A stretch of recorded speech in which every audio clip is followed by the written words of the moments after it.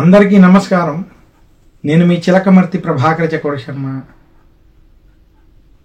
మనకి మేషరాశి నుండి మీనరాశి వరకు డిసెంబర్ మాసం 2024 సంవత్సరంలో గోచార పరంగా ఎలాంటి గ్రహస్థితులు ఉన్నాయి, వారు ఎలాంటి పరిహారాలు ఆచరించడం వల్ల మరింత శుభ ఫలితాలను పొందగలరు అనేటువంటి అంశాలని చూద్దాం.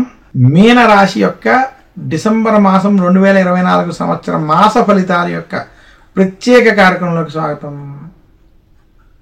డిసెంబర్ మాసం 2024 సంవత్సరం చిలకమర్తి పంచాంగరీత్యా దృక్ సిద్ధాంత పంచాంగ గణితం ఆధారంగా మీనరాశి వారికి ఈ మాసం డిసెంబర్ 2024 సంవత్సరంలో ఈ రకమైనటువంటి ఫలితాలు ఉన్నాయి.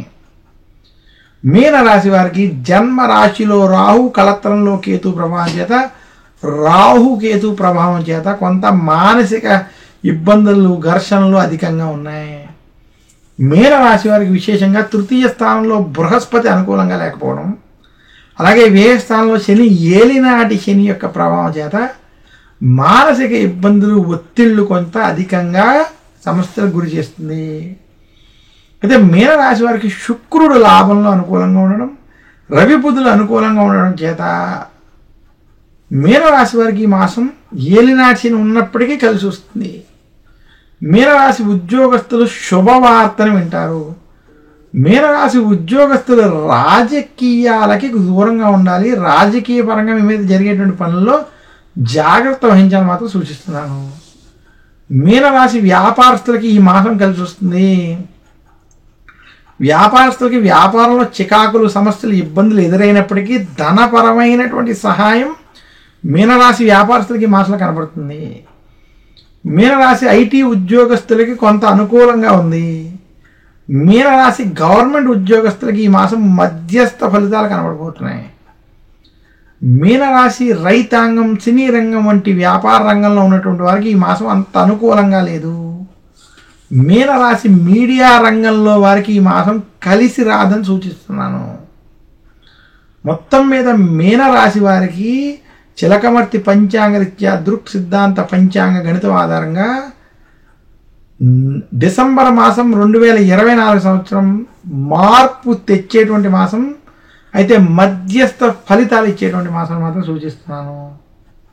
మీనరాశి వారికి ప్రయాణాలు వంటివి కలిసి రావడం, అలాగే మీకు ఇష్టమైనటువంటి వాటి కోసం ధనాన్ని ఖర్చు చేసేటువంటి స్థితి మాత్రం కనబడుతుంది. మీనరాశి వారు వృత్తి, ఉద్యోగ, వ్యాపార పరంగా మీరు చేసేటువంటి ప్రయత్నాల్లో కొంత మధ్యస్థ ఫలితాలు మాత్రం కనపడతాయి. మీ యొక్క పనుల్లో ఒత్తిళ్ళు, చికాకులు, వేదనలు మాత్రం మీనరాశి వాళ్ళని ఇబ్బంది పడతాయి. జన్మ రాహు ప్రభావం చేత మీనరాశి వారు గొడవలకి, చికాకులకి దూరంగా ఉండాలి. మీ పని వాటికే మీరు చూసుకోవాలి తప్ప ప్రతి పనిని మీ నెత్తి మీదకి తీసుకోవద్దని మాత్రం మీనరాశి వారికి సూచిస్తున్నాను.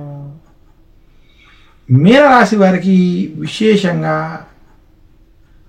డిసెంబర్ మాసం కలిసి రావడం కోసం శనివారం రోజు శనికి తైలాభిషేకం చేసుకోవడం, దుర్గాదేవిని పూజించడం మంచిది.